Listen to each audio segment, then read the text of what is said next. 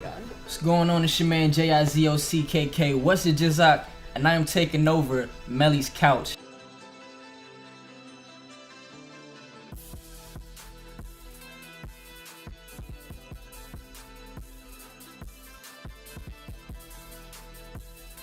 I'm right here with Melly Starz. How you feeling today? A little weird. It's a little weird to be on this side of things. I'm usually the one asking the questions, so we'll see how this goes. Alright, so let's get straight into it. First off, how'd you even get the name Melly Starz?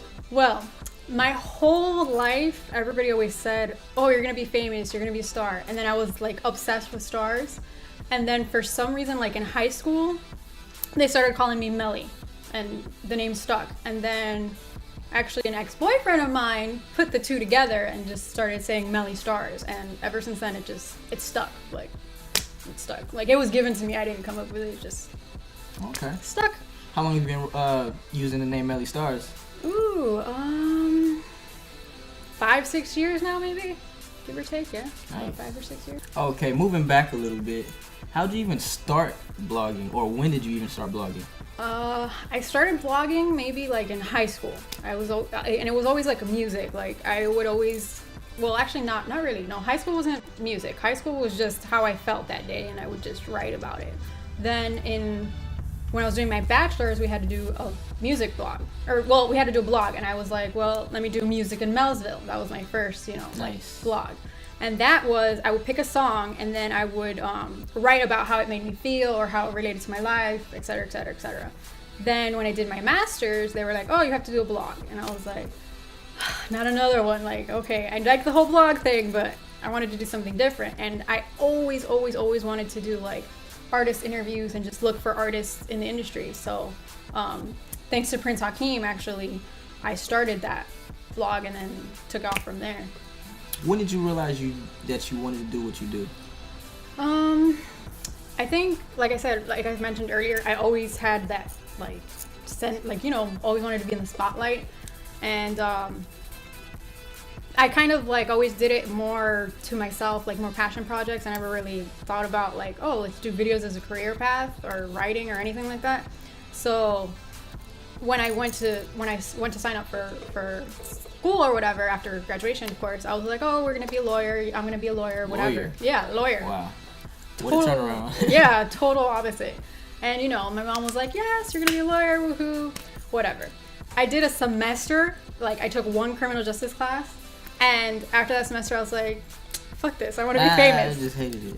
Yeah, I was just like, no, I want to be famous. Changed my degree, and then, the rest is documented online, apparently. Well, we're glad to have you here and not in the courtroom. Thank you. Yeah. Alright, so we all know that you've been in and out of the industry doing these blogs and interviews, working with different projects. Why such a long hiatus? Oh, see, I think the last major thing I did was like my party, which was for my graduation for my master's. And then a lot of like personal stuff happened. Like, I lost a lot of people, and then the thing too was I never gave myself time to grieve after my mother died. So I think at that point it finally hit me. So it's just been trying to get out of that. So that's that. Hey, and then on top of that, just a lot of other issues. We'll say issues, not to put anybody out there. Okay, you just mentioned bachelor's and master's. So what actual degrees or certifications do you actually have? Ooh, long list. Okay, I have my bachelor's in communication arts, my master's in entertainment business. I have a certification in Final Cut Pro. I have a certification in motion, and I have a certification in After Effects. Wow, that's bossing up right there. All right, so what other accomplishments do you have? Accomplishments. I would say, well, obviously my own website, mellystarz.com. All the degrees and certifications I have. Also, I guess I did an internship before, so that was actually pretty major, because some of the stories that I actually worked on made it on TV and on all that stuff. And it was actually Spanish, so that's a little different from what everybody knows me now. It was at Telemundo, so I was actually a producer intern. So I did literally worked from the story from the beginning to the end till it was on TV, looked over the footage, all of that. So you know, I guess another accomplishment of mine. Okay, so obviously working with Telemundo, you're bilingual. Obviously. What exactly is your nationality? I am half Cuban and half Nicaragüense, and I was raised mainly Cuban with a little bit of Italian flavor in there from my aunt. So Can you give the fans a little taste of your Spanish? Oh, sure. What would you want? What do you want me to say? I don't even know. That's such let the fans know what we're doing right now in Spanish. Oh, okay. Hola todo el mundo. Hoy estamos aquí haciendo una entrevista con Jizockk, que me está entrevistando a mí. There you go. Bien, bien. All right, for the fans that don't know, what are some of your best projects that you're putting out? Ooh, or interviews, etc.? My best projects. Well, I mean, obviously all my interviews, which is like 20 to 30 of them. I also, my favorite project would probably be One Love, which I did for the 24-hour film race. Actually, only a couple of us knew each other, and then we got all these other random people, and like we all met the night of. Wow. Yeah, like most of us met the night of, and then we literally just went and did it, and I loved that project. My another favorite one that I did was an American Ninja Warrior submission, because they have 2 submission videos every year, and there's like this 30-second part that we did that I freaking love. It was for a friend of mine, actually. That was another one that I loved. So let's backtrack a little bit more. You said that you have your bachelor's, yes. You have your master's, yes. Certification in Final Cut, motion, yup, and After Effects. Yes, sir. So tell us a little bit about your whole producer mind frame. What's your favorite, your least favorite, what's your drive? My drive. I am like the type of person, I'm like a control freak, and I like to be part of the project from like beginning till end, like from the inception until you actually see it on the screen. So I guess I'm more of a producer per se, but I actually do love editing. That's where all those certifications are coming from, because those are all actually editing programs, obviously. So I guess that's where I'm like really, really passionate about. And this is something that not a lot of people know about me, is I like being in front of the camera, but I'm very, very shy off screen. Like, I mean, like I said, I like to be part of the project from beginning to end, but I really love the editing process, because it's like you take the you shoot all of this stuff and you have an idea in your head, but when you actually get into the editing room, that's when it really comes to life. Yeah. So I'm an editor as well, so like I know what it takes for me to edit, but I know I'm only really excited about editing when it's about something that I think is like really cool and creative, and especially if it has something to do with music. Yeah. So what inspires you? Ooh, what inspires me? I guess me, I just have to be passionate about it. Like I said, if I've been a part of it from the beginning till the end, like I am passionate, I'm just like, I'm all in. Of course, anything that's music related, I'm into it way, way more than anything else. Like, I do like the interviews because I get to know the person, and I'm like the type of person I invest myself completely into people, and I believe in people. I'm like your big cheerleader. Like, I'm everybody's biggest cheerleader. So I just want the interview to really reflect the artist and to really make them look good. I don't really care how I look. I mean, I do to an extent, obviously, but I really care more of what it's going to do for them. So I guess, And we also know that you work a lot with a lot of these underground artists, especially in the Miami area. Who are some of the artists that you've worked with and done interviews with? Ooh, long list. Let's see. Off the top of my head, let me see. Cassius Stone, I did. Shout out Cassius Stone. Alcatraz, Prince Hakeem. Shout out him too. Yeah, shout out behind the camera. Let me see. Influence, DJ LSL, DJ X7, Razel Kamel, Digi. I'm trying to think. It's just there's so the list goes on and on and on. So what are some of your favorite artists or favorite artists that you've worked with? Ooh, okay, favorite artists to listen to. I would definitely say Eminem. That's like old school favorite. j.cole, because he like his music changes my life. Whole world. Yes. Lupe Fiasco, of course. Kanye West, not like really the newer stuff, but more, College Dropout. Yes, College Dropout. Yeah, that little era. And Kid Cudi. Oh. Yeah, Kid Cudi, I love him. Cut Life, yes.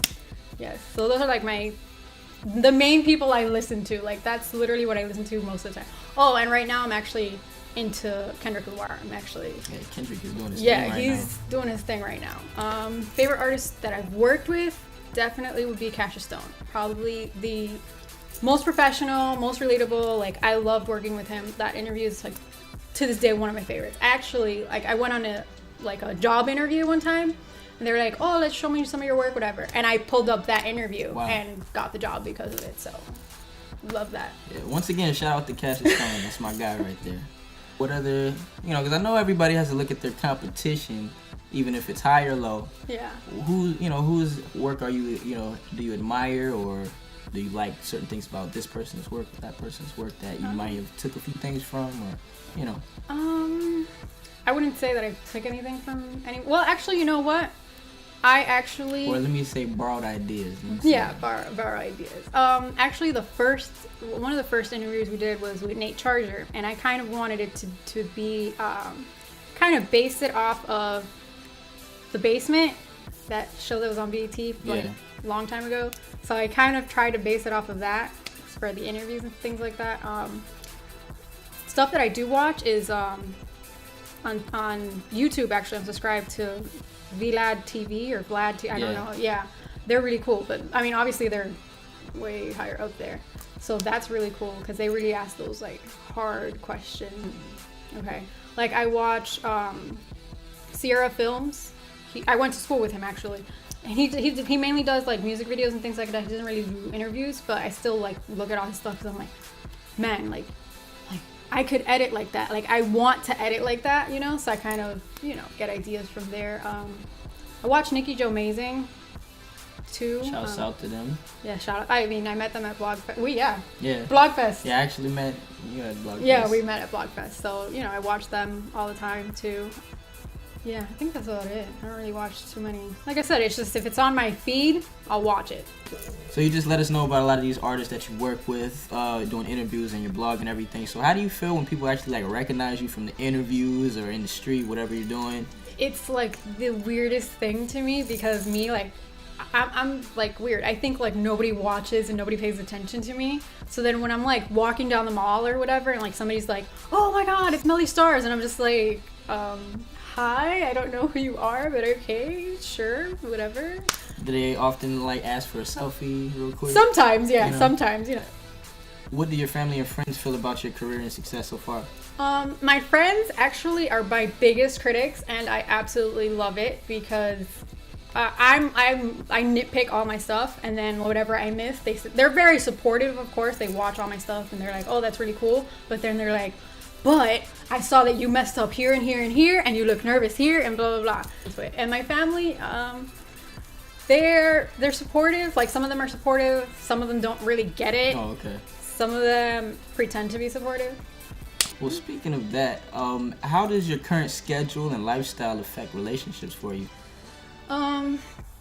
Well, it's a little hard because it's like trying to fit everything in, but it's just like what I kind of do is I make sure that I have like 1 or 2 days where it's like, okay, for sure this day I'm going to spend it with one of my friends or, and I try to like now especially is just, I've realized, that sometimes the people that are supposed to be there for you are not always going to be there for you. So you do have to appreciate who has been there for you.